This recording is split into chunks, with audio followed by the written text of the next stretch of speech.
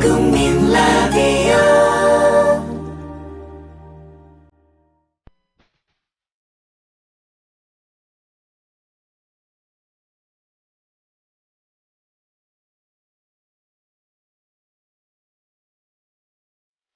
정치평론가 이강윤의 오늘.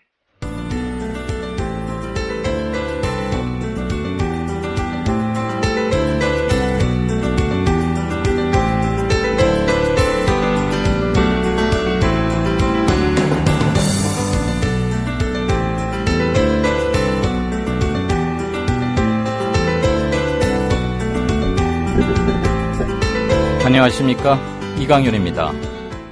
5월 26일 월요일 시작합니다. 안대희 총리 내정자가 방금 기자회견을 갖고 그동안 변호사 활동을 하면서 번 수익을 전액 사회에 환원하겠다고 밝혔습니다. 안대희 내정자는 작년 5달 동안 변호사 활동을 하면서 무려 16억 원, 하루 1,000만 원의 수입을 올린 겁니다. 청문회가 열리기 전에 이렇게 사회 환원을 전격 밝힘으로써 청문회를 돌파하겠다는 뜻을 내비치고 관피아도 내가 직접 나서서 해결하겠다는 의지를 보인 것으로 분석됩니다. 어쨌거나 급하긴 급했던 모양입니다. 광고 듣고 시작하겠습니다. 조합원 관조님 신청 광고입니다. 안녕하세요. 성주에서 30년간 참외 농사를 지은 부모님과 제가 정성 들여 키운 성주 참외를 조합원들께 소개합니다. 참외엔 면역력 증진에 좋은 폴리페놀, 노화 방지에도 좋은 항산화 물질이 있고 태아에 도움이 되는 엽산 등 많은 좋은 성분들이 있습니다. 10kg과 5kg 상품이 준비되어 있으며 조합원 여러분께는 무료 배송에 할인된 가격으로 드립니다. 문의는 010-6269-7154. 상품 가격은 다음 블로그 관조 참외를 검색해주세요. 네, 이강윤의 오늘 저희 방금 들으셨다시피 총리 내정자가 임명되고 나서 언론에서 문제들이 제기되고 아무리 대법관 출신의 명망 있는 검사고 그렇다고 해도 전관 예우가 말하자면 하루에 1,000만 원, 이건 좀 지나친 거 아니냐. 세월호 때문에 관피아 이런 거에 문제점들 한참 지적하고 고치겠다고 했는데 총리로 내정된 직후에 언론의 비판과 지적을 받고 나서야 주말에 많은 고민을 했겠죠. 그리고서 긴급히 이렇게 발표하는 거, 역시 모든 거에 타이밍이 문제인데요. 만약에 총리에 지명되지 않았더라면 그래도 안대희 변호사는 이렇게 했을까 싶기도 하고요. 뭐 예전에 비해서 이렇게 모르쇠로 뻗대던 사람들도 예전엔 있었으니까 그거에 비해서는 일정 부분 평가해 줄 수 있기는 합니다만 총리로 내정됐다는 게 공식 발표되기 전에 이런 것을 말했더라면 지금과는 조금 받아들이는 정서가 다르지 않을까 싶습니다. 게시판에도 뭐 불과 1, 2분 사이에 여러분께서 그거에 대한 말씀들을 올려주셨는데 충분히 동의하겠습니다. 고향 일산에서 경기도 일산에서 또 큰 불이 났죠. 그래서 6명이 이 시간 현재 6명이 사망하고 수십 명이 많이 다쳤습니다. 용태가 안 좋은 분들도 계셔서 사망자가 더 늘어날 가능성도 있다고 합니다. 그런데 이번에도 또 화재 발생으로부터 공식 발표 때까지 사망자 숫자가 5명에서 7명, 7명에서 다시 5명, 그러다 다시 6명 지금 늘어났는데요. 치료하다가 어쩔 수 없어서 사망하기 때문에 숫자가 늘어나는 건 뭐 그렇다고 치지만 처음에 집계를 잘못하거나 환자 상태를 잘못 판단해서 또 한 번 숫자 집계에 오락가락하는 모습을 보였습니다. 그리고 유병언 전 세모그룹 회장과 같이 도피 행각을 벌인 것으로, 같이 도피 과정에 동행한 것으로 의심되는 30대 여인이 체포됐다는 얘기. 그런 얘기 전에 아울러 수사, 기타 사건들 묶어서 전해드리겠고요. 저희가 좀 대단히 늦었습니다만 어느 청취자께서 저에게 페이스북 메시지를 통해서 지금 16분 남아있는 실종자, 엄밀히 말하면 미구조자라고 표현하는 게 맞지 않느냐, 그런 견해를 주셨습니다. 그렇죠.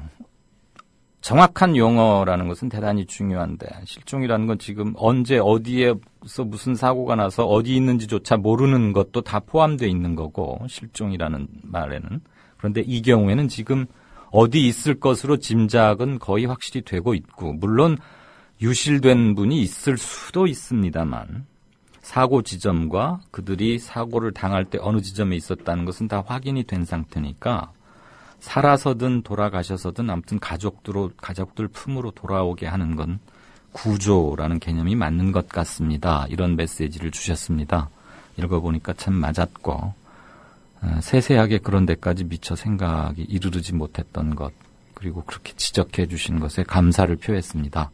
그래서 저희 국민 라디오의 이강윤의 오늘만큼이라도 현재 아직 가족 품으로 돌아오지 못하고 있는 분들이 다 돌아오실 때까지 저희는 실종자 대신에 미구조자라는 표현을 쓰도록 하겠습니다. 조금 익숙치 않으시더라도 이런 사정을 감안해서 들어주시면 고맙겠습니다. 오늘 진짜 인터뷰 코너에서는 노무현 정부 시절 윤태영 전 청와대 대변인을 연결하겠습니다. 최근에 기록이라는 책을 출간하기도 했는데요. 아주 본격적인 정치 문제를 다루기는 조금 그렇겠지만 노무현 대통령에 관한 이모저모, 지난 금요일이었나요? 5월 23일이 5주기였는데 세월호 때문에 좀 조용히 치러졌고, 당일날 연결했으면 딱 좋았겠지만 그렇지 못할 사정이 좀 있었습니다. 늦었지만 오늘 연결해서 얘기를 좀 듣겠습니다. 연희 때처럼 주제나 소재 관계없이 의견들 자유롭게 주시면 그때그때 맞춰서 충분히 반영하도록 애쓰겠습니다.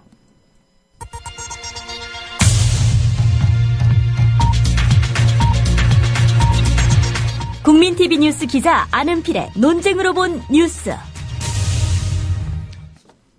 네, 안은필 기자 어서 오십시오. 네, 안녕하세요. 고양 버스 종합터미널 화재로 6명이나 또 사망했어요.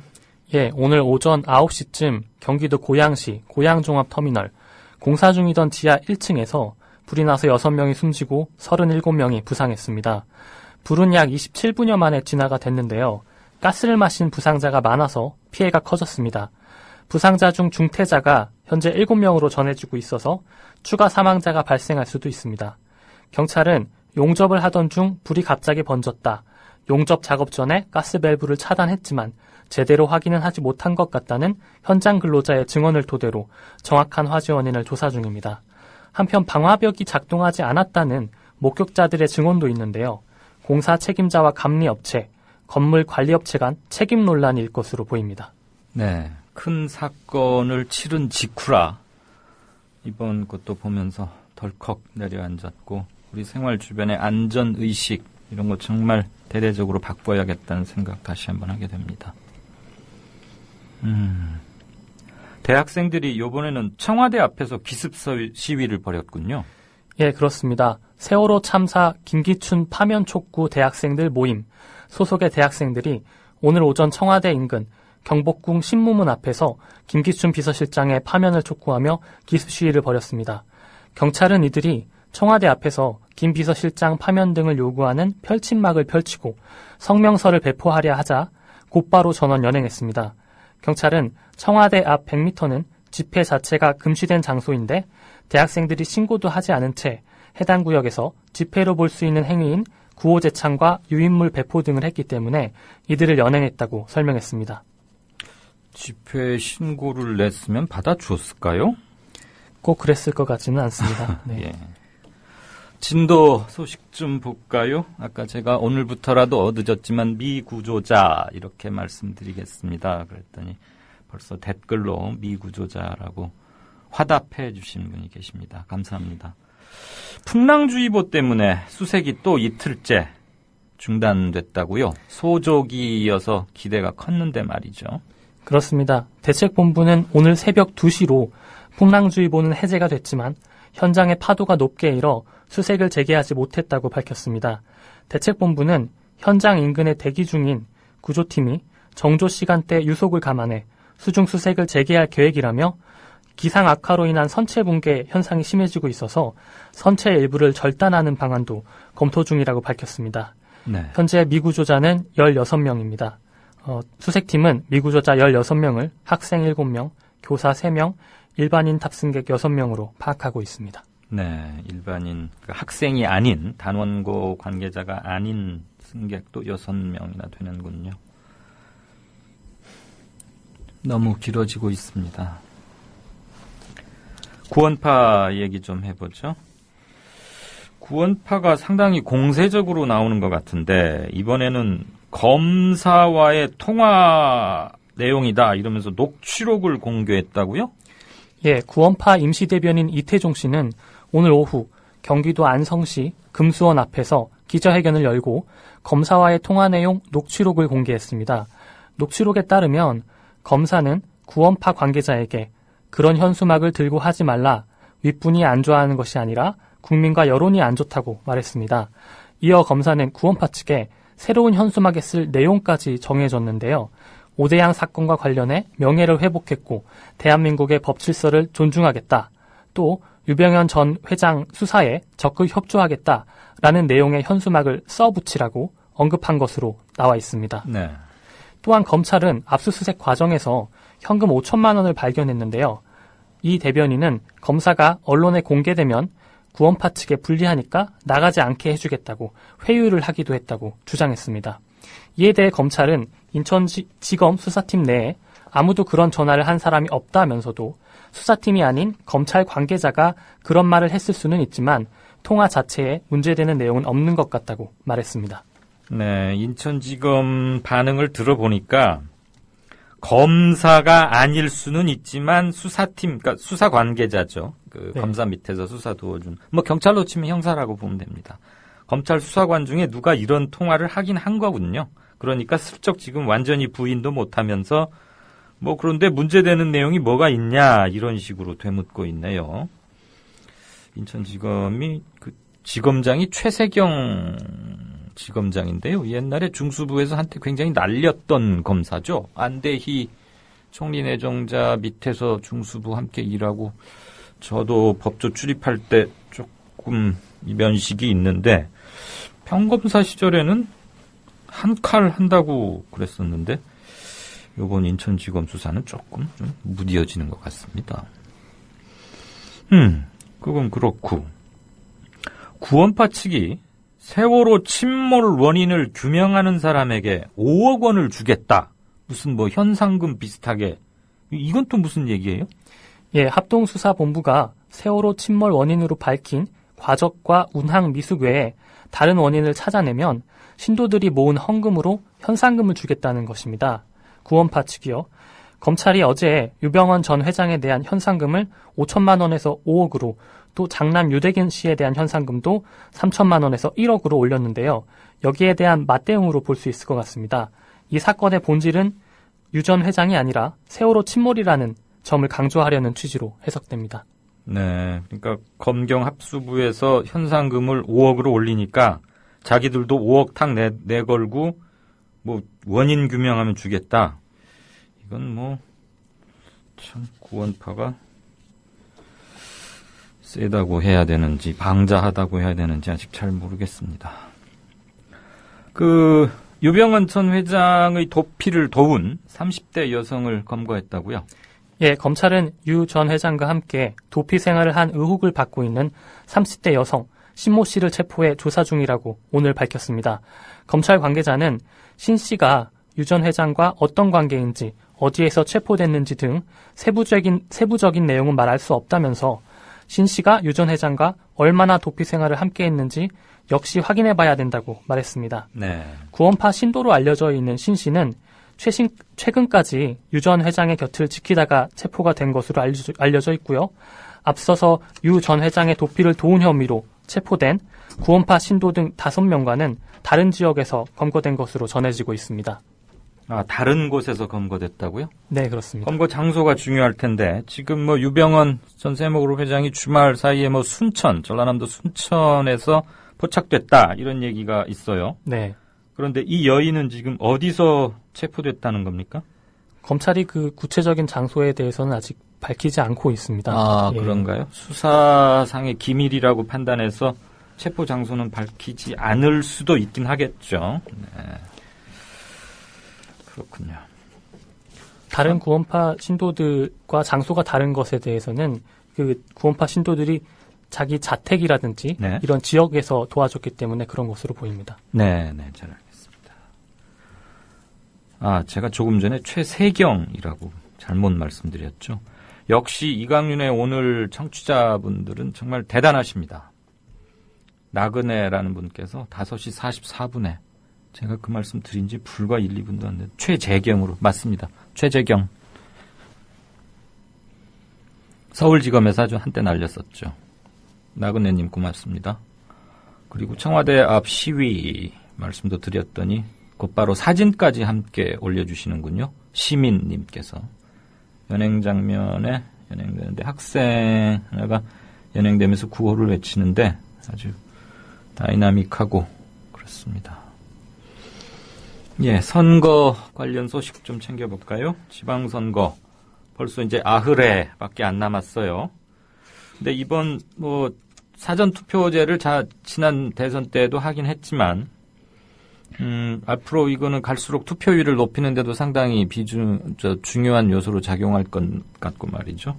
이번 사전투표제 이런저런 사정 때문에 6월 4일 날 투표 못 하실 분들 계시는데 소중한 참정권 포기하지 마시고 미리 하시라고 좀 소상히 알려드리시지요.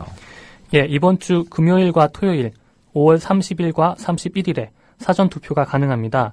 사전투표를 희망하는 유권자는 자신의 주소지와 관계없이 전국에 3,506곳에 설치된 사전투표소를 찾아가면 되는데요. 투표 시간은 오전 6시부터 오후 6시까지입니다. 사전 신고도 따로 필요가 없고요. 신분증만 소지하고 투표소를 찾아가시면 됩니다. 하지만 6월 4일 선거 당일에는 주소지로 등록된 지정된 투표소에서만 투표가 가능하기 때문에 이 점은 유의하셔야 할 것 같습니다. 사전투표소의 위치는 선관위 홈페이지에서 확인하실 수 있습니다. 네. 그리고 이번 6.4 지방선거의 유권자 수를 선관위가 확정해서 발표했죠? 예, 전체 인구 5,133만 3천여 명 가운데 80.4%인 4,129만 6천여 명입니다. 중앙선거관리위원회에 따르면 남자는 2,044만여 명, 여자는 2,085만여 명입니다. 지역별로는 967만여 명으로 경기도가 가장 많았고요. 그 다음이 서울 844만여 명, 부산이 293만여 명입니다. 전체 연령별 비율에 대한 선관위의 공식 발표는 아직 나오지 않은 상황인데요. 지난 13일 안전행정부의 발표 자료에 따르면 총 유권자 4,030만 4천여 명 중에 40대가 897만여 명으로 21.7%로 가장 많았고요. 50대는 19.7%, 30대는 19.2%, 20대 16%, 60대 11.1%, 70대 이상이 10.6%, 그리고 19살이 1.7%였습니다. 네. 이번 세월호 참사 때문에 40대 엄마들 대단히 화가 많이 나 있고 벼르고 있다 그러죠. 앵그리맘 이러던데 40대가 897만 그러니까 한 900만 명쯤 되고 퍼센트로는 21.7% 전체 유권자의 약 22%군요. 가장 많습니다. 40대, 50대 합치면은 40%가 넘네요. 이 두 연령층만. 이들에 의해서 향배가 갈리지 않을까. 그리고 20, 30대들 항상 투표하겠다고 그러고 말은 실제로는 안 하는데 바뀌어야 이들의 현재와 미래도 바뀔 겁니다. 네, 이 와중에 또 이런 참 입에 옮기기조차 뭐한 소식이 들리는데 안전행정부가 공직기강을 좀 감찰해봤더니 근무 시간에 음주운전에 뭐 모텔까지 드나든 공무원까지 있었다고요? 예, 그렇습니다. 안전행정부는 오늘 전국 지자체에 공직기강 감찰 2단계 결과를 통보했습니다. 통보 내용을 보면 세월호 참사 이후에 외유성의 해외 연수나 여행으로 적발된 사례가 15건에 이릅니다. 6급 공무원인 모 과장은 세월호 참사로 조기 귀국 요청을 받고도 지난달 23일부터 3박 4일간 홍콩 견학 일정을 마친 뒤 돌아온 것으로 밝혀졌습니다.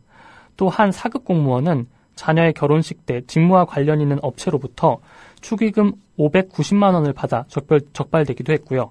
그리고 말씀하셨던 또 다른 6급 공무원은 지난달 17일 음주운전을 한 뒤에 모텔에서 내연녀와 성관계를 한 사실이 드러나기도 했습니다. 그 외에 선거법 위반 사례도 5건이 있었습니다. 이 사람들 이번에 걸린 사람들 어떻게 혼내겠다는 그건 없습니까? 그 내용까지는 포함되어 있지 않았습니다. 예. 뭐 곧 무슨 조치가 있겠죠. 참 대단합니다. 우리나라 공무원들 근무 시간에 술 마시고. 예, 지금까지 국민TV 뉴스 안은필 기자였습니다. 네, 고맙습니다. 고맙습니다. 시청자 여러분 안녕하십니까? 미디어 협동조합 국민TV가 만우절인 4월 1일 오늘 거짓말처럼 30명도 채 안 되는 취재 제작 인력으로 거짓말처럼 매일 1시간짜리 생방송 뉴스를 만드는 TV방송을 시작합니다. 서울중앙지방검찰청에 중계카메라 나가 있습니다. 박보아 PD. 국민TV 뉴스 유지연입니다. 국민TV 뉴스 김희주입니다. 국민TV 뉴스 김진입니다. 국민TV의 첫 TV 프로그램은 밤 9시 당신의 진실한 메신저 뉴스K가 있습니다. 뉴스K 국민이 세운 미디어 협동조합이 만듭니다. 네, 뉴스K 황준호 팀장 나와 계세요? 예, 안녕하십니까? 안녕하세요. 예. 오늘은 톱뉴스 뭘로 가요? 예, 구원파 그리고 유병원 전 회장에게 쩔쩔매는 검찰. 예. 지난주에도 했었는데요. 예. 주말을 거치면서 또 그런 일이 있었습니다. 어제 구원파 측에서 검찰이 자기들한테 전화를 걸어와서 그 김기춘 비서실장에 관한 플랜카드를 내려달라 이런 요구를 했다고 검찰 그 구원파 쪽에서 막 발표를 했는데 거기에 대해서 검찰이 그런 일 없다고 부인했습니다. 네. 그런데 오늘 그 구원파 쪽이 기자회견에서 그 녹음 파일을 공개하면서 검찰이 어제 결국 거짓말을 했었다라는 사실이 확인됐습니다.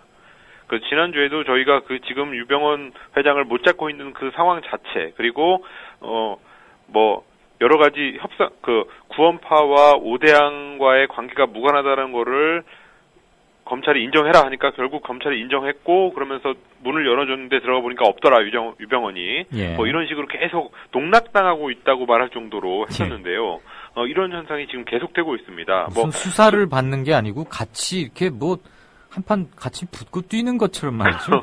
그렇습니다. 그래서 뭐 순천에서 놓친 것 그 자체도 참 검찰의 무능함을 보여주는 건데 그 외에도 뭐 이런 식으로 해명하고 이랬던 것들이 다 거짓말이었다는 게 구원파 쪽에 의해서 다 드러나고 있습니다. 그러게요. 그리고 뭐 구원파 뭐 자기들도 5억 내걸고 이건 지금 완전히 국가 공권력을 우롱하는 것 같아요. 그렇습니다. 예.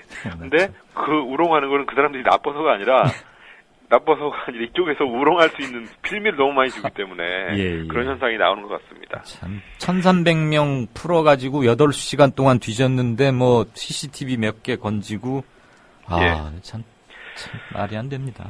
네. 예, 그리고 세월호 진도에도 여전히 저희는 끝날 때까지 계속 있을 예정인데요. 선체 절단 방식에 대한 얘기가 나옵니다. 근데 그 선체 절단이라는 게 무슨 배 가운데를 뚝 자르는 건 아니고 창살 몇 개를 자르는 건데요. 그런데 그럼에도 불구하고 그 작업이 길게는 2개월에서 3개월 정도 걸릴 수 있다는 얘기가 그 저기에서 나오고 있습니다. 그래서 최소한 한 1개월은 걸린다. 근데 지금 벌써 닷새 반째 수색 성과가 하나도 없는데 실종자를 수색하지 못하고 있는데 지금 이런 상황에서 그렇게 오래 걸리더라도 그쪽으로 해야 될지 여기에 대해서 조금 견해들이 여러 가지가 있는 것 같습니다. 그래서 오늘도 약간 그런 검토하고 있다는 걸 기자들한테 밝혔고 내일은 실종자 가족들을 모셔다가 예. 대책본부에서 깊이 얘기를 한다고 하는데 예. 그런 점 어떤 문제가 있고 뭐 왜 어려운지 그렇게 이런 걸 대해서 정리해드릴 예정입니다. 황 팀장, 우리가 예. 아시다시피 자체 취재 인력이 없지 않습니까? 이강윤의 오늘에는. 안 기자가 지금 여러모로 왔다 갔다 하면서 1인 2역을 하고 있는데 궁금하니까 하나 물어봅시다. 내가 지금 뉴스K의 그 기자 시스템, 집배신 시스템이나 정보보고 이런 걸 보지 못하니까 그 절단을 하게 되면 그렇게 오래 걸리는데 그럼 절단 작업을 하는 중에는 기존에 해왔던 잠수사들의 수색 활동을 못하는 겁니까? 병행 가능한 겁니까? 일단 만약에 예를 들어서 2개월이 걸린다면 앞에 적어도 1개월은 모든 작업이 수속됩니다. 왜냐하면 그게 잘못하다가 절단을 하는 과정에서 크레인도 필요하고 크레인이 내려가서 내려갔다 왔다 해야 되는데 그게 굉장히 위험하기 때문에 사고의 위험 때문에 잠수사들의 일체의 행동은 금지되고 그렇습니다. 절단 산소 용접 준비를 위해서만 그렇게 많이 필요하다 이거죠. 예, 그래서 전반기에는 적어도 한 1개월은 아예 그 수색 작업을 못 한다고 합니다. 대처나 논란이 생길 수밖에 없겠네요. 그렇습니다. 그래서 사실 실종자 가족들도 고민을 할 수밖에 없고요. 그렇겠지만 어쨌든 대책본부에서 이런 방법으로 했을 경우에 또 저런 방법으로 했을 경우에 장단점에 대해서 정확히 설명해 줄 필요가 있는 것 같습니다. 이럴 때일수록. 지금 16분을 바닷속에서 묘시오지 못하고 있는 건데 찾을 만한 데는 바고 없으니까 지금 이렇게 하겠다는 거고 진퇴가 양난인 것 같군요. 그렇습니다. 어렵습니다. 네, 다음 코너 소식은요? 예, 그리고 뭐 정치권에서는 역시 광주 무소속 후보 단일화 문제가 눈에 띄고요. 그리고 공천원금 문제가 가장 큰 것 같습니다. 오늘은 유승우 의원. 뭐 지난주에 대통령의 눈물의 대국민 담화 그리고 새로운 총리 후보자 지명 이런 걸로 약간의 반전의 발판을 만들었다 이런 평가가 나왔는데 역시 선거의 여왕이다라는 평가가 나왔는데 오늘 갑자기 또 유승우 의원의 공천원금 문제가 터지면서 또 그런 것들이 좀 희석되지 않을까 이런 생각을 해보게 됩니다. 그 판은 도저히 못 고치는 모양입니다. 그 노래머리. 예, 잘 들었습니다. 예, 그리고 저희 토요일 날 있었던 추모 집회에 대해서도 오늘 10분에서 15분 정도 집중적으로 보도록 예정입니다. 참. 그 금요일 날 노 앵커가 마지막에 클로징하면서 그 말 했죠. 집회 상황 자세히 정리해서 하겠다고. 예, 그리고 참 그 94분짜리인가? 저 세월호 사고부터 침몰 완전 그때까지 94분 영상 잘 봤습니다. 예, 조금 길긴 한데 그래도 다 좀 주의 깊게 봐주면 좋겠습니다. 그 적은 인력에 애들 많이 쓰셨습니다. 자, 이따 9시에 뉴스로 보죠. 예, 9시에 뵙겠습니다. 지금까지 황준호 뉴스팀장이었습니다. 6시 2분이네요. 잠깐 게시판 좀 보고 한두 가지 말씀하고 넘어갈까요? 사전 투표에 대해서 당연히 뭐 좀 불신하게 되는 그런 게 있다는 거 그 정서적 충분히 이해합니다. 문광님께서 5시 51분에 사전 투표하면 무엇 하나요? 부정이 난무하는 시대. 지난 대선 때 국정원에 의한 조직적인 선거 개입 그리고 몇 군데서의 석연치 않았던 점들 그다음 그럴까 하면 4.16 총선 때 서울 강남 갑이었나요? 정동영 후보가 출마했던 지역 김종훈 FTA 대사와 붙었던 곳 말이죠. 거기서 뭐 봉인 문제 이런 것들이 있어가지고 유권소 이런 모임에서 계속적인 문제 제기를 하고 있고 그래서 투개표 과정의 신뢰도 이런 거에 대해서 아직도 의혹이 가시지 않는다는 것은 저도 심정적으로 이해는 합니다만 저는 적어도 투개표 과정에서의 부정은 없다고 믿고 싶습니다. 사전투표도 선관위에서 뭐 정치평론가들 이렇게 며칠 모아서 한번 자세히 브리핑도 하면서 왜 하고 어떻게 어떤 프로세스로 하는지 이런 것들 한번 설명을 받기도 했고요. 정치부 기자들하고 같이 들어보니까 뭐 그 사람들 자기 그 공무원 목을 내걸 만큼 배포 크지 않고요. 투개표 과정에서 그 부정은 개표 때는 뭐 있을 수 있겠죠. 세다가 보면 수조작으로 해서 뭐 이렇게 잘못 세기도 하고 이러는데 투표 때는 뭐 그런 의심은 조금 이제 거둬도 되지 않나 하는 생각을 조심스럽게 드려봅니다. 그렇지만 뭐 어떤 정치 행위에 대해서 자신들이 고유한 자기 생각을 갖고 계신다는 것은 제가 뭐라고 간섭하거나 개입할 생각은 없지만 그 견해들을 많이 주셨길래 그런 점을 저도 하나 말씀을 드렸고요. 마틴스 분께서 미구조자라는 표현에 조금 이상한 거 아니냐 그러면서 사망이 확실한데 구조를 쓰는 게 좀 적합치 않다 그러셨는데 그 구조를 꼭 생환 상태로만이 구조 이렇게 협의로 적용할 필요는 없을 것 같고 동양적 정서에서 시신이라도 모셔와야 그게 제대로 된 장례로 가는 길 그런 전통적인 정서도 고려를 했고요. 법적으로도 시신이 확인되면 이제 사망 확인 이렇게 하는 거죠. 물론 시신을 끝내 못 찾는 경우에도 뭐 몇 가지 조건이 충족되면 법적으로 사망을 인정을 하기는 합니다만 그런 점이 있으니까 아까 제가 처음에 드린 말씀을 못 들으셨는지 아니면 뭐 견해를 주신 건 감사합니다. 그렇지만 이거 가지고 논쟁할 성격은 아닌 것 같고 저희 팀에서는 그렇게 생각한다는 점을 다시 한번 보충 설명을 드리겠습니다. 역시 그 안대희 총리 내정자의 사회 환원에 대해서 그 진정성을 의심할 수밖에 없다. 이런 견해, 이런 반응이 주조를 이루는군요. 구원파와 검찰에 대해서도 많이 질타를 해 주셨고요. 제가 오늘 아침 신문을 보다가 이런 생각이 하나 들었는데요. 앞으로 프로야구 삼성 라이온즈의 이승엽 선수는 늘 경기에 나설 때마다 좀 걱정이 커지지 않을까 그런 생각이 들었습니다.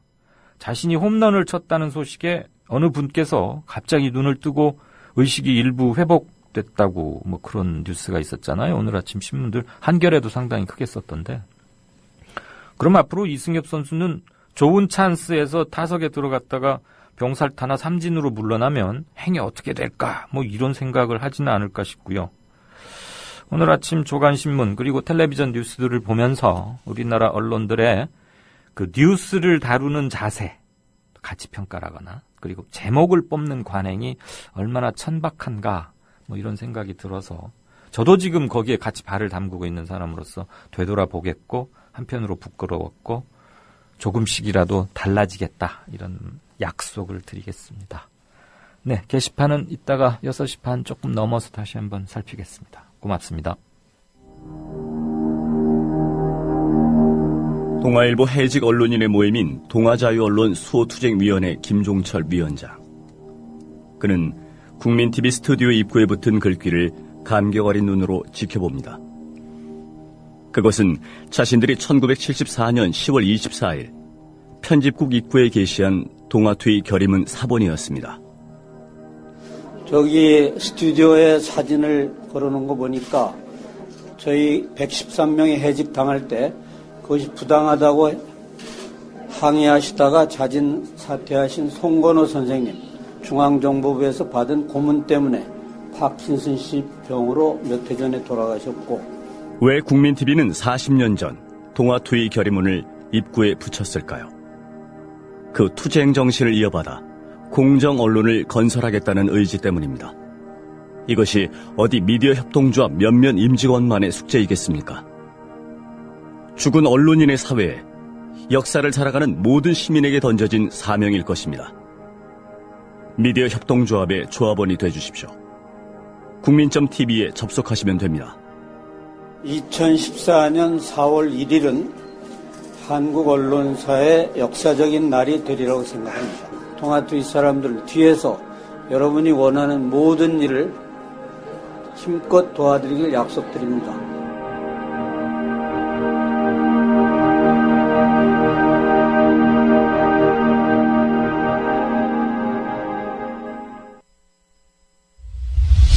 지금 여러분께서는 정치평론가 이강윤이 진행하는 이강윤의 오늘을 듣고 계십니다.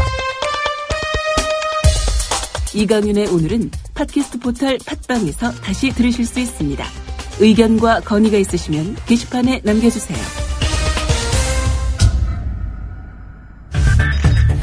이강윤의 오늘, 이제는 정가 산책으로 함께합니다. 정치권 동향, 생생하게 풀어드릴 분은요. 네, 한국일보 양정대 기자. 네, 안녕하세요. 안녕하세요. 네. 오늘도 뉴스가 여기저기 많네요. 좋네요. 네. 그 김무성 의원이 새누리당 네. 그 뭐 상당히 실력자잖아요. 당권 주자이기도 그렇죠? 하고. 예. 김기춘 청와대 비서실장의 사퇴를 촉구하면서 친박 주류와 비주류 간 갈등 가능성 이런 거 좀 얘기되네요. 네, 그렇습니다. 김무성 의원이 그제 토요일 날 대구시장 선거 지원 유세를 갔었는데요. 그 자리에서 김기춘 청와대 비서실장의 이름을 직접 거명한 건 아닌데 청와대 참모진도 전부 다 물러나야 한다. 이런 취지의 발언을 했습니다.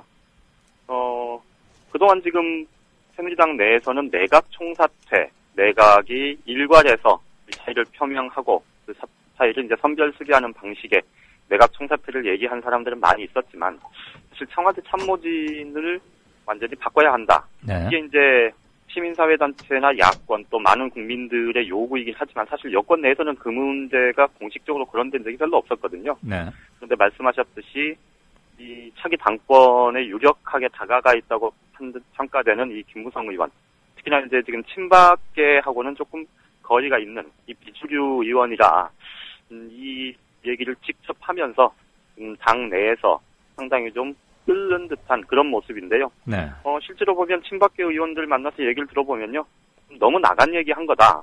지금 박근혜 대통령 주변에 내각 다 물러나고 이 참모진까지 특히 김기춘 청와대 비서실장까지 다 물러나면 도대체 누구랑 같이 일하자는 거냐. 이런 식의 좀 불만 섞인 얘기들이 굉장히 많이 나오고 있고요. 네. 오늘 제가 청와대 비서관하고 통화를 잠깐 해서 물어봤더니 굉장히 좀 불쾌해하는 그런 표정도 역력했습니다. 김무성 의원 발언에 대해서요? 그렇죠. 예. 청와대 싹 바꾸라고 했으니 지금 청와대에 있는 사람이야 당연히 입이 삐쭉 나왔겠죠. 안대희 총리 내정자. 네. 결국 국민검사다 미스터 추상, 미스터 서릿발 이랬는데 전관예우의 늪에 이게 빠졌다고 하나요? 본인이 지금 빠지기 전에 긴급 탈출했다고 하나요? 여론 반응은 그렇게 좋은 것 같지는 않던데. 어떻게 보십니까? 사실 말씀하신 대로 안대희 지금 그 국무총리 후보자 같은 경우는 2002년 대선 자금 수사하면서 사실 국민검사다 이런 별칭을 얻을 정도로 네. 사실 많은 국민들에게 사랑받았던 검사 출신이죠. 네. 2003년에 이제 대법관 인사청문회가 있었는데요. 그때도 사실 무난하게 통과를 했을 정도로 사실은 청렴 또 강직 이런 이미지가 지금 국민들 뇌리에 사실 굉장히 좀 깊이 박혀 있고 그래서 이번에 총리 후보자로 지명이 됐을 때 네. 물론 국민대 통합의 적임자는 아니지만 그래도 잘된 인사다 이런 평가들이 꽤 이제 여론조사를 통해서 보면 좀 많이 나왔었는데요. 예. 주말 지나면서 말씀하셨듯이 전관예우라는 게 이 법조인 출신들 사이에서는 참 피해가기 어려운 정말 그런 건 것 같습니다. 그러니까 예, 작년 하반기에만 이 변호사 수임료가 16억 원이었다고 하고 예. 이거를 모 의원이 계산을 해보니까 일당으로 계산을 했더니 하루에 1,000만 원씩 거더라. 아니 모 의원까지 갈 거 없어요. 제가 계산해봤더니 제 계산도 하루 1,000만 원이더라고. 그런데 이제 아직 인사청문 요청안이 오늘 아마 국회에 제출이 될 것 같습니다. 아마 한 6시 정도에 제출될 거다니까 이미 제출이 된 것 같은데요. 예. 올해 1월 달부터 4월 달까지 얼마를 벌었는지가 아직 나와 있지 않은데 그래서 총 액수가 그동안의 변호사 수입으로 얼마를 벌었는지는 아직 확정되진 않았는데 어쨌든 말씀하셨듯이 아니 국민 정서상 이 전관예우 이 사람은 아닐 것 같았는데 이 사람도 이런 분위기들이 꽤 있고 이렇게 되니까 오늘 좀 전에 안대희 후보자가 기자회견을 가졌습니다. 아마 들으신 분도 계실 텐데요. 소식 전해드렸어요. 우리 청취자분들께. 예. 근데 이제 저는 조금 안대희 후보자가 기자회견 통해서 한 얘기 중에 가장 좀 눈에 띄었던 얘기가 바로 이겁니다. 나부터 개혁하겠다.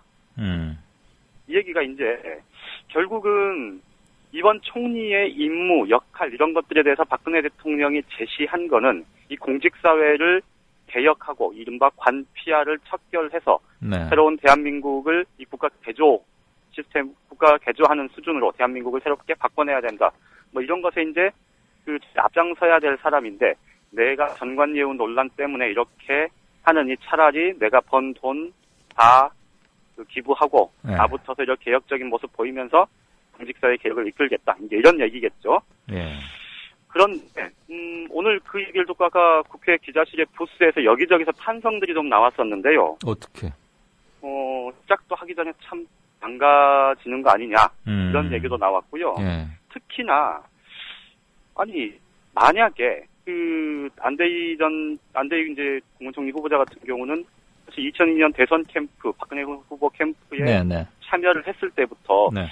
법조계를 중심으로 해서 굉장히 정치적 야망이 큰 사람이다 이런 평가들이 많이 나왔었거든요. 네. 만약에 그런 생각들을 갖고 있었다면 이 짧은 기간 안에 이렇게 대규모의 수임을 통해서 결국 이게 나중에 공직에 다시 진출할 때 논란이 될 텐데 이런 일을 왜 했을까? 그러게. 이런 의문들이 생기지 않습니까? 예. 이 부분을 두고 결국은 박근혜 대통령이 사실 대선 후보 캠프가 이제 대선 승리 이후에 사실은 김종인 전 의원도 마찬가지고 이상돈 명예교수도 마찬가지고 이 안대희 전 대법관 지금 이제 총리 후보자죠. 이 사람들을 사실 중용을 하지를 않았잖아요. 네. 그리고 캠프 내에서 여기저기 좀 부딪히기도 했었고요. 박근혜 공개 반발도 했었고. 그랬었죠. 그래서 사실 박근혜 대통령의 인사 스타일 중에 하나가 한 번 멀어진 사람은 다시 기용하지 않는다. 이것 아닙니까? 네. 그런 것 때문에 그래요? 좀 미리 나는 이제 박근혜 정부에서는 더 이상 공직에 나갈 일은 없겠구나 싶어서 좀 서둘렀던 것 아니냐 이런 얘기들도 나오고 있습니다. 한 번 찍혔으니까 나는 이제 불려갈 일 없을 거야. 그러니까 뭐 변호사 좀 하자 그러는데 만약에 네네. 안대희 내정자가 총리로 지명받지 않았으면 네. 뭐 이렇게 기자회견에서 사회화는 했을까요? 글쎄요. 근데 어쨌든 지금 알려져 있는 16억 원 수임액 중에서 예. 4억 7천만 원은 실점은 지금 아직 확인이 안 됐습니다만 4억 7천만 원 정도는 기부를 했다고 하니 예. 그동안에도 기부는 좀 생각이 있었던 모양입니다. 그렇죠. 기부 액수도 상당히 크긴 하던데 지금 문제는 이게 작년 5달 동안 변호사 할 때 수입이고요. 그렇죠. 올해 1월부터 4월, 5월까지 한 거는 아직 공개가 안 됐잖아요.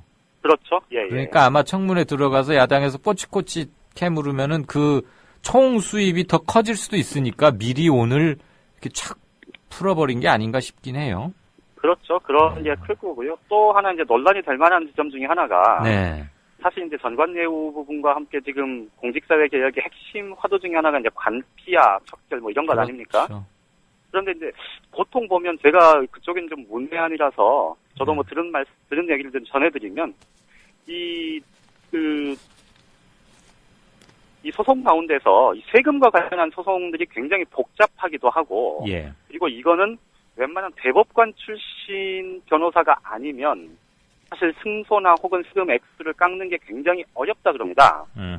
그런데 안대희 이제 후보자가 대법관 출신이면서 이 국세청 산하의 세무조사 감독위원회 위원장으로 있을 때 기업이 법인세를 취소해달라는 소송을 내는 것에 변론을 맡았다는 얘기는 맞아요. 그거 있더라고요. 그렇죠. 그러면 결국은 기업 쪽은 세금을 깎으려고 하는 걸 거고 덜 내려고 하는 거고 국세청은 세금을 이제 매기는 건데 거기에 기업의 입장에서 변론을 해와서 세금을 깎아줬었던 그 역할을 더더군다나 이 국세청의 세무행정을 지도 감독하는 그 세무조사 감독위원장 시절에 했다.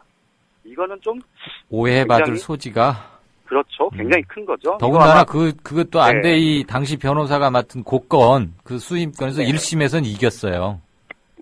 근데 이제 2심에 가서는 졌는데 이제 그러고는 빠졌죠. 안대희 그렇죠. 내정자는 결국 대법원까지 가는데 정말 우리는 전관이 못 돼봐서 이런 예우를 못 받아보는데 공부 잘하고 높은 사람 높은 자리 있다 오면은 이런 게 기본인가 봐요. 새누리당에 또 이상한 현역 의원 공천 헌금 옛날에 한나라당 때 그 차떼기 그래가지고 그거 안 하겠다고 참막 가서 뭐하고 이름도 바꾸고 그러는데 아직도 또 공천 헌금이에요? 이건 재벌을 남모친도 이런 거 아니겠습니까? 이번 사실 상향식 공천이라고 이제 명분은 그럴싸하게 내세웠지만 사실 공천 과정에서 여기저기서 돈 선거 논란이 적지 않았었는데요. 결국 드디어 이 현역 의원에게까지 지금 현역 의원이 연루되는 그런 상황이 하나 벌어졌는데 오늘 해당 의원이 경기도 이천 출신의 새누리당 유승우 의원인데요. 이 유승우 의원이 오늘 국회 정론관에 나와서 이 해명을 했는데요. 그 해명 내용이 좀 굉장히 좀 보기 드문 해명입니다. 그러니까 이 제기된 의혹의 핵심은 이 유승우 의원 부인이 예. 그 해당 지역구인 이천시장 출마하려는 후보한테서 2억 원을 받았고, 예. 그러다가 이천시장 후보자를 중앙당에서 전략 공천을 했어요. 여성 후보로. 예, 예. 그렇게 해서 여성 후보가 전략 공천이 되니 해당 돈 줬던 사람이 나 돈 돌려달라 이렇게 얘기하니까 이제 돈을 나중에 다시 돌려줬다는 거 아닙니까? 예. 그러니까 본인이 유승우 의원이 돈 받았다 돌려줬다 이런 의혹이 제기된 게 아닌데 예. 유승우 의원 나와서 나는 이 유승우 의원이 이천시장 출신인데요. 나는 공직생활 그렇게 오래 했으면서 단 한 번도 돈 받은 적 없다. 네. 누가 본인한테 받았다고 한 적이 아닌데요. 네. 그러면 부인은 어떠냐? 부인한테 받은 적 없는 거 확인했냐? 그건 내가 물어봐야 되겠다. 이렇게 대답을 했어요. 아이고 참. 그러니 참 뭐 앞으로 성관이가 이제 검찰에 수사를 했으니까 지켜봐야 되겠지만 참 옆에서 보기에 민망한 그런 상황이었습니다. 안 봐도 비디오네요. 아휴, 그저 뭐 전관 예우나 공천 헌금이나. 저기 양 기자님. 네네. 우리 애청자분께서 네. 2번을 지금 간곡히 올리셨는데. 네네. 긴급 질문 하나 드려도 될란가 모르겠네요. 제가 아는 것만 물어주십시오. 아이고, 글쎄. 질문 올려주신 왕싸가지님, 간곡하게 말씀하셔서 바로 질문 중계방송 하겠습니다. 그런데 정치부 기자라고 상대당, 그러니까 뭐 여당 출입한 기자가 야당 사정 속속들이 모를 수 있거든요. 성에 안 차시더라도 일단 프로그램의 활력이라는 차원에서 한번 들어주시면 좋겠습니다. 질문 읽어드릴게요. 잘 들으세요. 네. 이강윤 앵커님, 부탁 좀 해드려요. 저희 경남 지역 도지사 후보 단일화가 안 되고 있는데 새정치민주연합 지도부가 통합진보당과의 단일화는 없다 이렇게 말만 하고 그렇다고 필승에 이길 방도도 없고 의지도 없으면서 단일화를 어기면 후보 자격 박탈을 한다고 하니 경남도민 입장에서는 기가 찹니다. 안 그래도 홍준표 현 지사가 앞서고 있다고 하는데 그러면서 문재인 의원은 경남지사 선거 통합진보당과 연대 필요하다 이렇게 얘기를 하시는데 네. 아무래도 공론화가 되면 새정치민주연합 지도부가 단일화 문제에 관심을 가질 것 같아요. 그러니까 우리 양 기자한테 지금 좀 공론화해 주시라 이런 특명을 주신 거네요. 우리 청취자께서. 어떻게 생각하세요? 잘 알겠습니다. 두 가지 점을 좀 짚어봐야 될 것 같은데 일단 네. 하나는 네. 이 통합진보당과의 야권연대 부분에 대해서 지금 사실은 뭐 많은 국민들이 왜 저러나 이렇게 얘기를 해온 것도 있지만 사실 네. 이제 그런 것들이 반복되다 보니까 사실 새정치민주연합 내부에서 그거에 대해서 좀 과도하게 알러지 반응을 보이는 게 있죠. 네. 지금 사실 경남지사 선거 같은 경우는 통합진보당의 강병기 후보가 사실 전에 이제 통합진보당이 대표도 경선 하고 사태 때문에 이제 분당의 위기에 몰렸을 때였지만 어쨌든 당을 이끌었던 상당히 나름 비중 있는 정치인 아닙니까? 그리고 그쪽에서 평이 그렇게 나쁘지 않대요. 그렇죠. 예. 그러다 보니까 사실은 야권 입장에서 보면 후보 단일화가 굉장히 절실한 곳이죠. 네. 저는 개인적으로 예. 지금 새정치민주연합 내에서도 그런 문제에 대해서는 좀 융통성 있게 가야 되는 것 아닌가 싶은데요. 이제 제가 어제 일요일 날 출근해서 김한길 대표의 최측근 참모 중에 한 명하고 이렇게 커피를 한 잔 마실 기회가 있어서 잠깐 얘기를 좀 들어봤는데요. 네. 그 얘기를 하더라고요. 어쨌든 명분상으로 지금까지 계속해서 강조해 왔던 바가 있기 때문에 네. 이 안철수 공동대표 쪽과 그 부분이 충분히 상의되지 않으면 공식적인 입장으로 이것을 용인하기는 굉장히 쉽지 않다. 이 얘기를 하나 했었고요. 그다음에 또 네. 하나는 예. 그 얘기는 제가 이런 말씀을 드려도 괜찮을지 모르겠는데 예, 괜찮아요. 이게 단일화를 통해서 예. 승리한다는 그 보장. 가능성에 비춰보면 그것이 가져올 부담, 폭풍 이런 것들이 비판적인 부분에 대한 타격 이런 것들이 훨씬 더 클 수 있다. 이런 예. 부분이 솔직히 우려스럽다. 이렇게 얘기를 하더라고요. 예. 그래서 아마 청취자분께서 말씀하셨던 대로 지금 뭐 한 8일 정도, 내일부터 8일 정도 남아 있는데 그 기간 안에 아마 이번 주말 경과하면서는 좀 어느 정도 다시 바닥이 좀 잡힐 것 같습니다. 김경수 후보하고 강 후보. 네네. 통진당에서 좀 껄끄러운 점이 있긴 한데 전략과 전술 차원에서 좀 무엇이 옳은가 고민이 많이 되긴 하겠습니다. 그나저나 이런 돌발 질문까지 여유 있게 소화해 주시고 역시 국회 기자실의 킹 왕짱 양정대 기자답습니다. 고맙습니다. 네, 고맙습니다. 네, 내일 뵙죠. 우리 질문 주셨던 왕 싸가지님 답변이 되셨는지 모르겠습니다. 지금까지 한국일보 양정대 기자였습니다.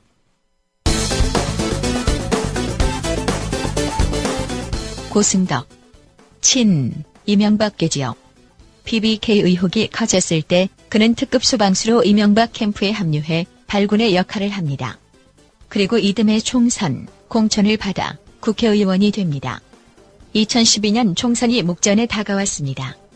박근혜 대표가 당 비상대책위원장을 맡았습니다. 고승덕 당시 새누리당 의원. 뉴스 전면에 떠오릅니다. 이 사건 때문입니다.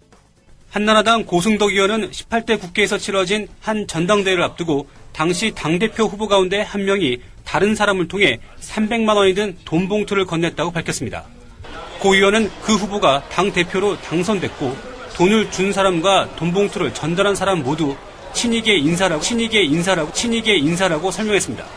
고승덕 의원에게 돈 봉투를 건넨 장본인이 박희태 의장이라는 언론 보도에 대해 박 의장은 적극 부인했습니다. 전혀 그러면 난 돈 만져보이잖아.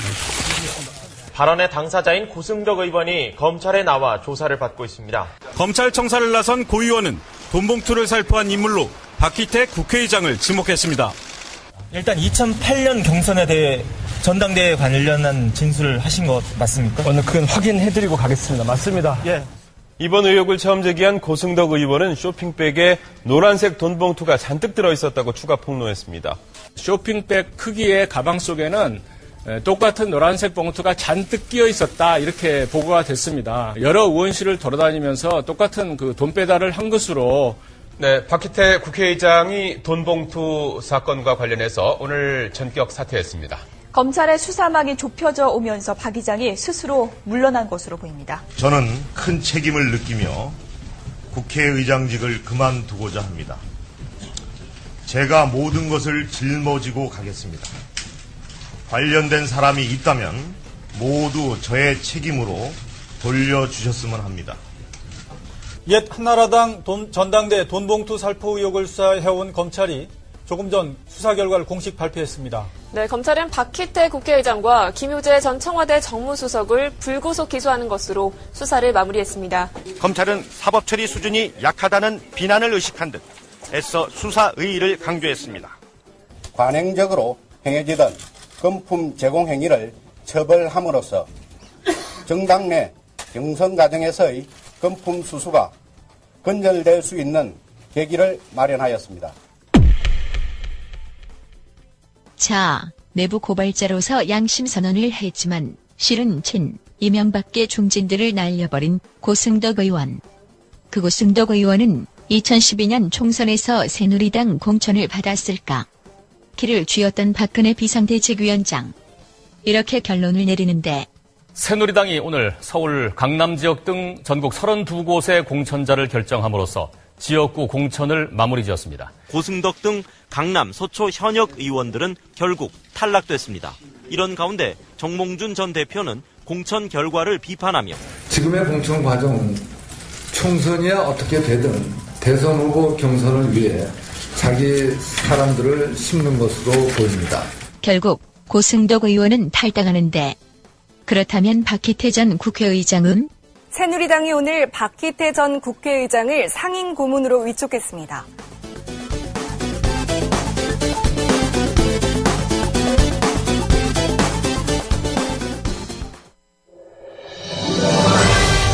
이광윤 정치평론가 모시고 살펴보도록 하겠습니다. 이광윤 정치평론가 나오셨습니다. 이광윤 정치평론가와 함께 전망을 좀 해보겠습니다. 이광윤 정치평론가 나오셨습니다. 기자 출신 정치평론가 이강윤의 오늘. 발등이 가려운데 구두 위를 긁는 일은 적어도 없도록 하겠습니다. 길 잃은 대한민국의 나침반이 되겠습니다. 이강윤의 오늘 5시 반 저녁길 시사 프로그램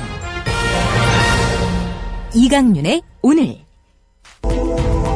정치평론가 이강윤이 함께하는 국민라디오 이강윤의 오늘.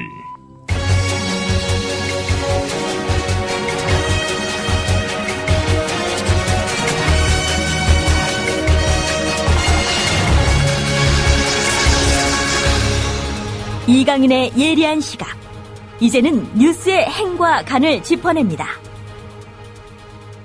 네, 6시 30분 막 접어들었습니다. 다음 진짜 인터뷰 코너도 있고 하니까 행간도 오늘은 한 5분 정도 하나밖에 못할 것 같습니다. 시간을 쪼개서 쓴다고 하는데도 그렇네요. 방금 뉴스 재구성에서 들으셨지만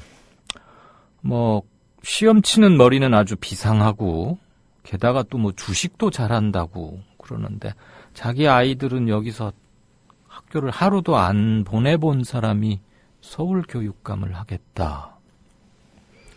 나서야 할 곳과 말아야 할 곳을 구분하지 못하는 단지 그냥 시험만 잘 보는 시험 선수가 아니신가 그런 생각을 좀 합니다. 그런데 인기가 상당히 높다면서요. 그 인지도라는 백태가 끼면 그렇게 분별력이 흐려지는지 아흐레밖에 안 남았는데 서울 특별 시민들의 특별한 각성과 관심과 판단을 정말 부탁드립니다. 저는 경기도민밖에 못 돼서 특별 시민들께 간곡히 말씀드리고 싶습니다.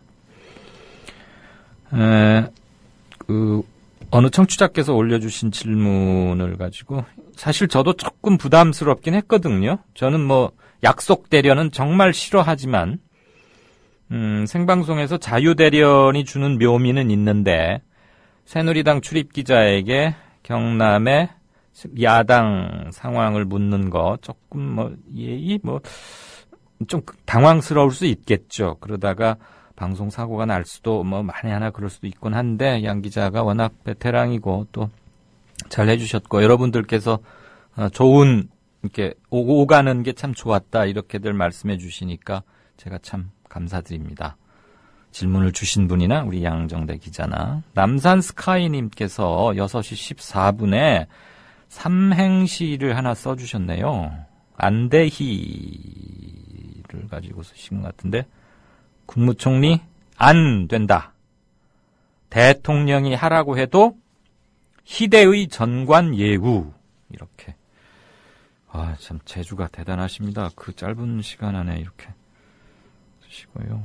제가 어디 하다가 조금 다쳐가지고 아픈데 많이들 염려와 격려를 해주시니까 송구하고 감사하고 그렇습니다. 더 열심히 하겠습니다. 기부스 없이 아무튼 버텨보겠습니다. 오늘 행간은 하나인데요. 중앙일보 사설이 좀 제 견해로는 조금 부족한 듯해서 조금 비판해보고자 합니다. 이젠 일상으로 돌아갈 때다라는 제목의 오늘 중앙일보 사설 한 대목 들으시겠습니다. 세월호 참사가 벌어진 지 어언 40일이 지났다. 수백 명의 어린 생명을 죽음으로 몰아넣은 대참사의 충격과 상실감은 국민 각자의 마음에 큰 상흔을 남겼고 심리적 후유증은 아직 가시지 않았다. 정부 각 부처는 일손을 놓았고 경제활동은 사실상 마비 상태다. 나라 전체가 정상적으로 작동하지 못하는 상태가 한 달 넘게 계속되고 있는 것이다. 그러나 언제까지나 세월호 참사에 망연자실한 채 손을 놓고 있을 수는 없는 노릇이다. 구조와 수사에 직접 관련되지 않은 국민과 정부 부처는 이제 일상으로 복귀해 생업과 본업에 매진할 때가 됐다. 온 국민이 세월호 참사에 매달려 일손을 놓으면 경기 침체와 국가 기능의 마비라는 또 다른 위기를 불러올 뿐이다. 네, 동의합니다. 맞습니다. 최소한의 경제활동과 공적 업무는 원래 상태로 돌아가서 제대로 작동해야 하는 거 맞습니다. 그런데 중앙일보 사설이 놓친 게 하나 있어요. 일상으로 돌아가기 위한 전제 조건이 빠져 있습니다. 가장 중요한 전제 조건. 세월호 참사 수습 과정이 숨김이나 보탬 없이 제대로 분명하게 엄정하게 이루어질 것이라는 확신을 주어야 한다는 점입니다. 진상규명과 그에 따른 상응한 문책에 대한 최소한의 의심이나 회의가 안 들어야 사람들이 일상으로 돌아갈 수 있는 것 아니겠습니까? 말로만 제가 무한 책임을 느낍니다. 그러면서 실제로는 그런 후속 필수 조치들이 취해지지 않으면 사람들이 그 무한 책임론의 진정성을 느낄 수 있을까요? 제가 대통령이라면 이렇게 하겠습니다. 필요하다면 나부터 조사하십시오. 다 응하겠습니다. 언제 보고를 누구로부터 어떻게 받았고 저는 어떤 고민 끝에 어떤 결정을 내렸고 누구에게 어떤 지시를 했습니다. 그건 구두 지시였고 조금 후에 문서로 어떻게 했습니다. 그 다음 날 누구의 건의를 받아서 지금 가는 게 좋을까 말까 고민했지만 진도로 달려갔습니다. 안산 분향소에서는 이러이러한 일이 있었는데 오해를 부른 것 같습니다. 이렇게 말하면 되잖아요. 그리고 자, 나부터 조사해. 다 응하겠다. 그러니 모든 관련자들은 조사에 성실히 응하라. 이렇게 지시하면 사람들이 생업 팽개쳐 가면서 물대포다 연행돼 가면서 물리적 충돌 일으켜가면서 부상 입어가면서 집회 나가고 그러겠습니까? 중앙일보 사설 필자에게 하나 묻죠. 왜 아직도 국민들이 나라를 걱정해야 하는 겁니까? 나라가 국민들 살림살이를 걱정해야지요. 그러라고 세금 내고 국민으로서의 의무 다하는 거 아닙니까? 제발 걱정 안 하고 살 수 있도록 하라는 이 기본적인 당연한 시민으로서의 가장 당연한 요구를 어떻게 말을 해야 알아들을까요? 자, 대쪽검사, 국민검사라는 분께서 하루 일당 1,000만 원씩 일해왔다는 사실이 알려지고 전관 예우로 초고액 수입을 올린 양반이 과연 관피아를 제대로 척결해낼 수 있을지 의아해하는 거 당연합니다. 왜? 관피아의 최고 형태가 전관 예우니까요. 중앙일보 사설이 놓치고 있는 점은 일생으로 돌아갈 때가 이제 되어간다는 것은 맞겠는데 이런 거 뜯어 고치자고 낮밤으로 외치는 것을 애써 모른 척하고 또는 고의로 모른 척 외면하고 무조건 일상으로 돌아가자고만 합니다. 그건 모순입니다. 저는 동의 못합니다. 네, 뉴스 행간 오늘 이거 한 건으로 매듭 짓고 진짜 인터뷰 들어가겠습니다. 여보, 국민TV가 개국했는데 월 10,000원씩 내야 하는 조합비 어떻게 내라는 거예요? 그 자동적으로 출금할 수 있도록 하면 되잖아요. CM에서 신청해요. 아, 국민.tv 미디어 협동조합 홈페이지를 통하면 되는 거죠? 아빠하고 엄마하고 나 모두 다 조합원이잖아요. 그러면 우리 집은 3만 원 내야 해요? 꼭 그렇지는 않아. 가구 전체가 조합원이면 아빠만 대표로 내도 돼. 김용민입니다. 10,000원도 좋습니다. 그러나 자라는 꽃과 나무에 물을 더 주는 심정으로 자발적인 추가 조합비 납입을 해주셔도 감사하겠습니다. 우리의 꿈 아직 진행형이잖아요.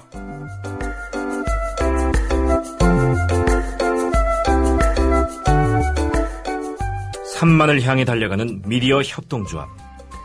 조합원 여러분, TV가 개국한 4월부터 조합비를 납입해 주십시오. 한 분 한 분의 조합비가 모이고 또 모일 때 미디어 협동조합은 건강한 방송, 공정한 보도로 보답할 것입니다. 자세한 안내는 국민.tv를 참고하세요.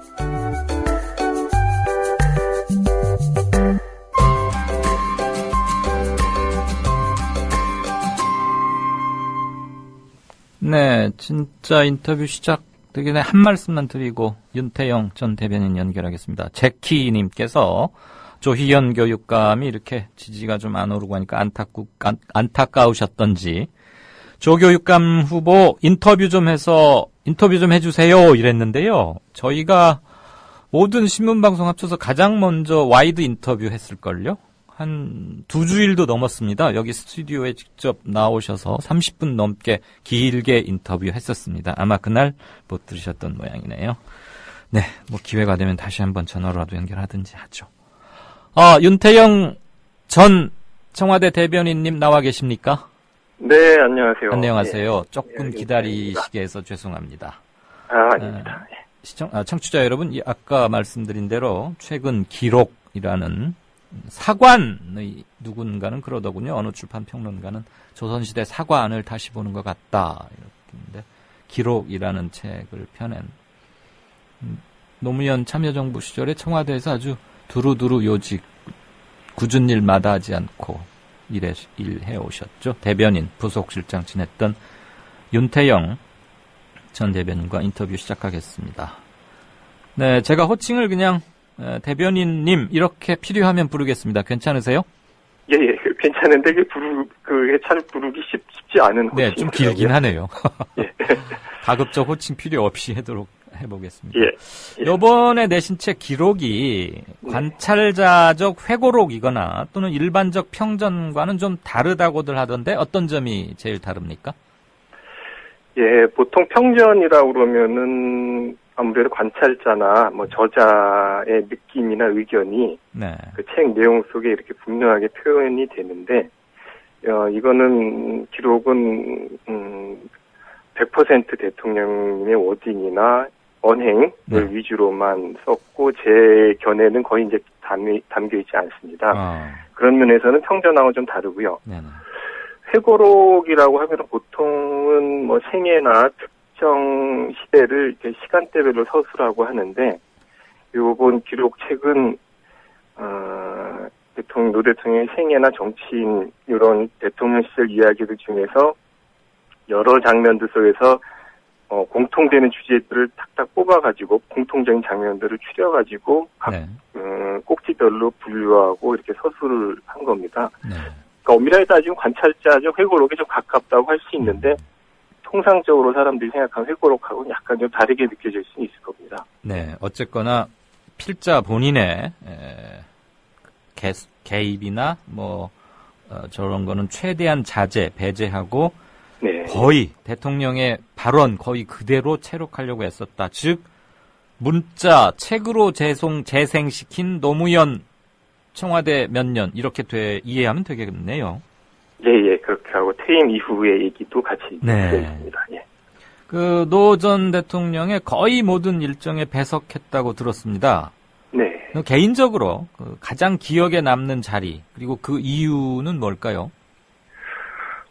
글쎄요. 그래도 아무래도 가장 기억에 남는 자리는 2009년 5월에 서거하시기 전에 마지막으로 이제 봉화 사저에서 열렸던 지필팀 회의가 있었는데 그 회의가 아무래도 기억에 많이 남을 수밖에 없습니다. 저한테는.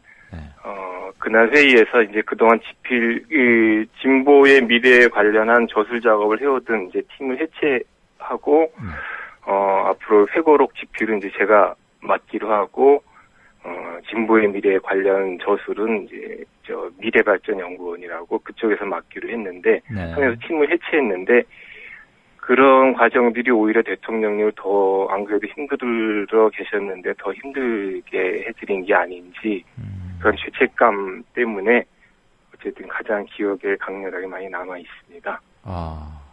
저는 이 질문을 어제 제가 쓰면서 무슨 인간 노무현을 이렇게 한마디로 응축시키는 어떤 그런 상징적인 자리나 이런 게 답으로 돌아오지 않을까 했는데 그 마지막 미팅이었군요. 예, 아무래도 좀 아쉬움이나 안타까움이 가장 많이 남아 있어서 반대로 하나를 또 들자면 그래도 제가 제일 처음에 대변인 생활을 마치고 부속실장으로 임명돼서 좀 지근거리에서 이 배석을 본격적으로 시작했던 때가 있습니다. 그때는 탄핵을 끝나고 열린 우리 당이 뭐 또 선거에도 이기고 뭐 그랬던 시절이라서 우리 대통령께서 굉장히 하여튼 밝고 희망을 많이 갖고 계시던 그런 때였는데 그때의 표정이나 인상도 많이 기억에 납니다. 그렇죠?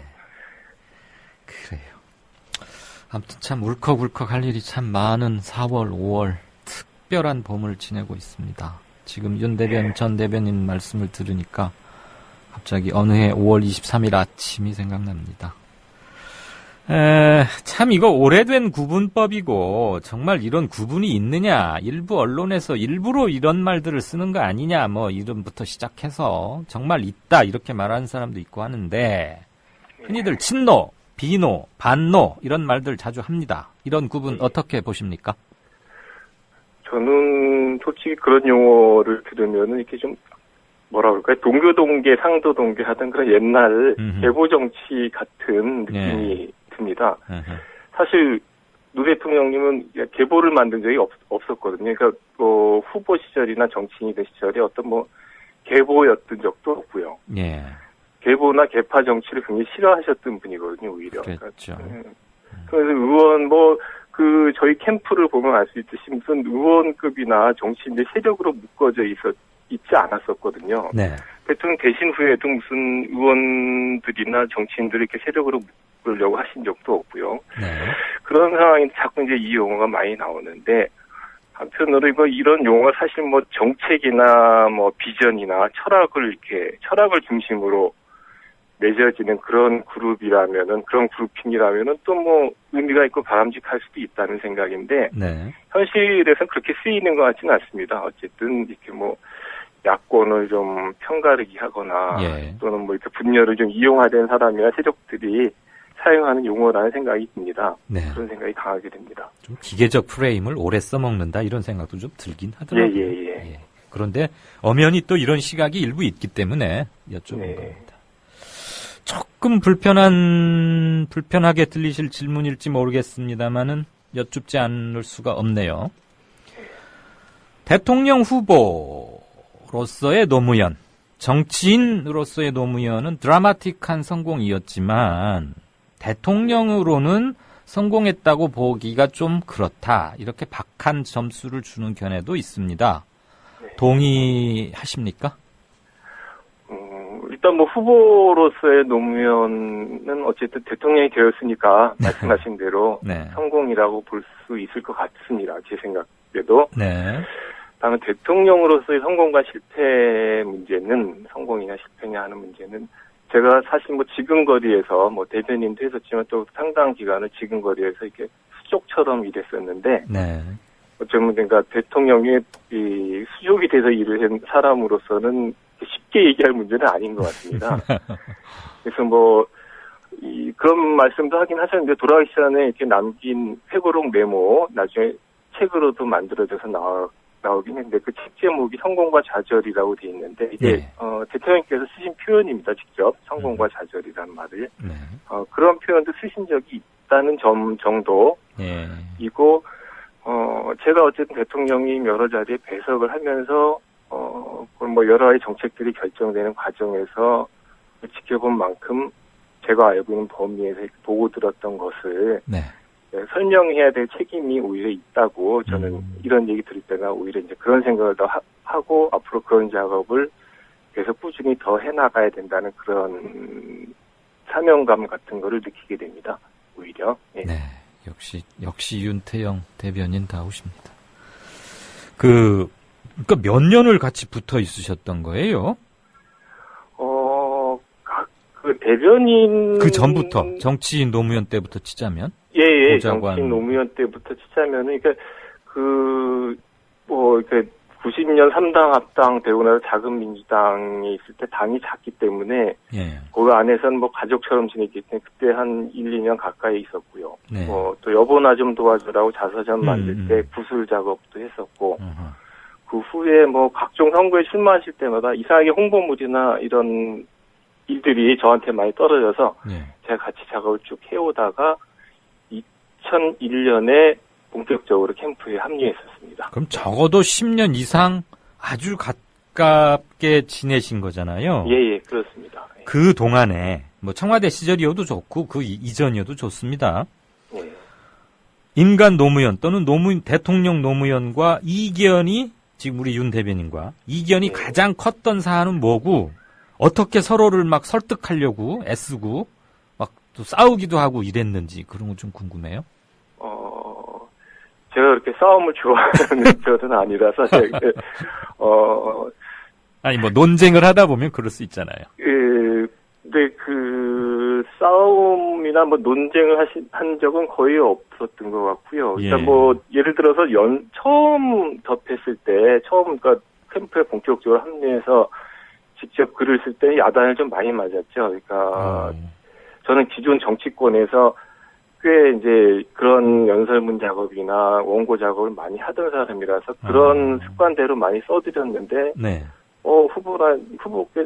대통령께서는, 이건 내 글이 아니야. 자네 글이지. 이런 걸 나한테 이렇게 올리면 안 돼. 내가 했던 말들 다 좀 찾아보고, 거기서 좀 글을 만들어 쓰라고, 그렇게 좀 야단을 좀 몇 번 많이 맞았었습니다. 그러니까 대통령께서 자기 생각과 자기 철학과 자기 언어가 있는 분이기 때문에, 네. 이렇게 아래서 쉽게 생각해서 만들어진 원고가 잘 이렇게 받아들여지지 않더라고요.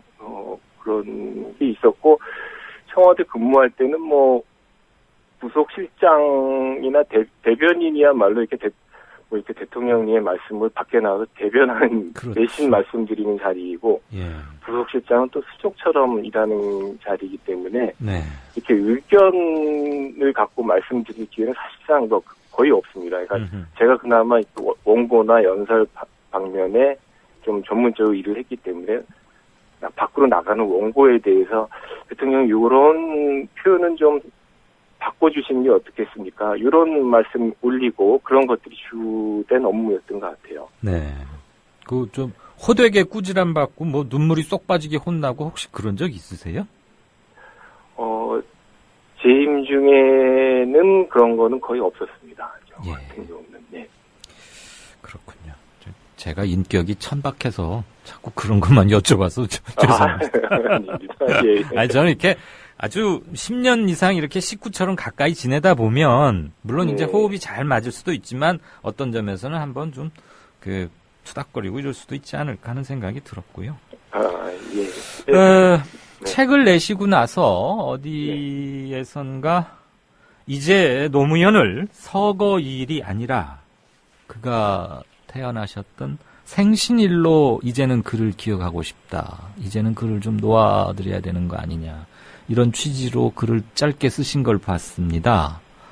서거일보다 생일을 기억하고 싶다는 좀 보충 설명 부탁드릴까요?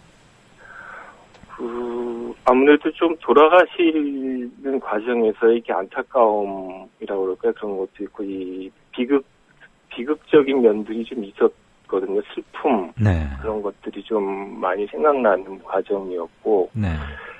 하여튼 언제까지 어쨌든 슬퍼하고 애도하고 그런 과정을 기억하는 것도 한편으로 그러면서 추모하는 것도 큰 일이긴 하지만, 언제까지 이렇게 슬픔에 매몰되어 있어서는 안 된다는 생각이 또 한편으로는 시간이 지나면서 이게 생각이 드는 겁니다. 그러면서 지금 대통령 노무현, 그러니까 노무현 이름 석자가 이제는 슬픔이나 안타까움보다는 어쨌든 기쁨 또는 희망 이런 이미지로 점차 이렇게 승화되었으면 하는 바람이 이제 저한테 있는 겁니다. 그래서 이건 제 개인적인 생각입니다. 그래서 아직 공식적으로 논의되거나 그런 얘기는 아니고 몇몇 분들하고 얘기를 주고받았던 그런 이야기입니다. 네, 그러시군요.